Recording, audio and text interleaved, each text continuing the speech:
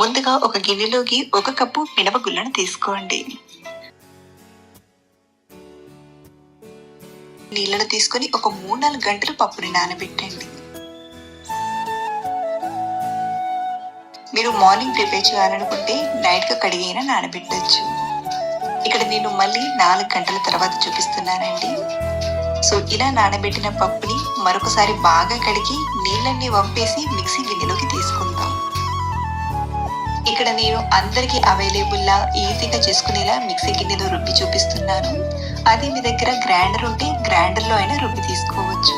అలాగే మనం ఈ పప్పుని ఇలా మిక్సీ గిన్నెలో గ్రైండ్ చేసేటప్పుడు మరీ ఎక్కువ నీళ్లు వేసి గ్రైండ్ చేయకుండా 1-2 టీ స్పూన్ల నీళ్లను మాత్రమే తీసుకొని మెత్తగా గ్రైండ్ చేయండి. మీరు నీళ్లు ఎక్కువగా వేశారంటే వడ షేప్ పాడపడమే కాదు, ఆయిల్ కూడా పడుతుంది. కాబట్టి వీలైనంత వరకు నీళ్లను తక్కువగా వేసి ఇలా గట్టిగా మెత్తగా పిండిని రుబ్బి తీసుకోండి. ఇప్పుడు ఇందులోకి సన్నగా కట్ చేసిన పచ్చిమిరపకాయ ముక్కల్ని, 1 టీ స్పూన్ అండి అల్లం ముక్కల్ని, ఉల్లిపాయ, రుచికి సరిపడా ఉప్పుని తీసుకొని పిండిని బాగా కలపండి. ఇలా ఒక పక్కకే తిప్పుతూ ఒక 2-3 నిమిషాలు బాగా కలిపామంటే పిండి ఫ్లఫీగా తయారవుతుంది.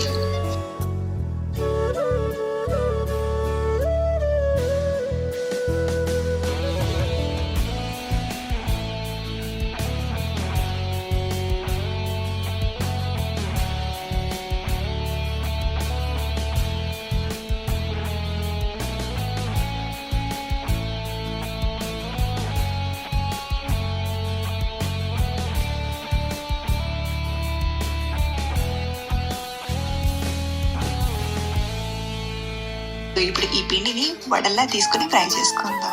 చేతిని ముందుగా నీళ్లతో తడి చేసుకుని చేతికి నీళ్ళేమీ లేకుండా దులిపేసి పిండిని ఇలా ఒక పక్క నుండి తీసుకొని మధ్యలో చిన్నగా ఇలా రంధ్రం చేసి పక్కన వేడవుతున్న ఆయిల్లోకి తీసుకోవడమే. మీకు ఇలా చేతితో చేయడం కష్టంగా అనిపిస్తే టీ స్ట్రైనర్ ఉంటుంది కదా, టీ స్ట్రైనర్ ని తడి చేసి ఈ టీ స్ట్రైనర్ పైన వడలా అయినా చేసుకోవచ్చు. ఈ మెథడ్ బిగినర్స్ కి చాలా బాగా హెల్ప్ అవుతుంది. ప్లాస్టిక్ కవర్ పైన అయినా కానీ లేదా ఆయిల్ ప్యాకెట్ కవర్ పైన అయినా కానీ వడలా చేసుకోవచ్చు. ఇలాగే ఆయిల్లో పట్టాన్ని వడల్ని తీసుకున్నాక మంటను మీడియం ఫ్లేమ్ లో పెట్టి స్లోగా టర్న్ చేస్తూ ఫ్రై చేయండి. ఇలా క్రిస్పీగా వచ్చి వడలు మంచి కలర్ లోకి వచ్చాక ఆయిల్ నుండి తీసుకోవడమే. ఇలాగే మనం గ్రైండ్ చేసిన పిండి మొత్తం వడల్లా ఫ్రై చేసి తీసుకోవడమే. ఇలా చేసిన వడలు ప్రసాదంలోకైనా లేదా ఉదయం బ్రేక్ఫాస్ట్ లోకైనా కమ్మగా తినేయచ్చు.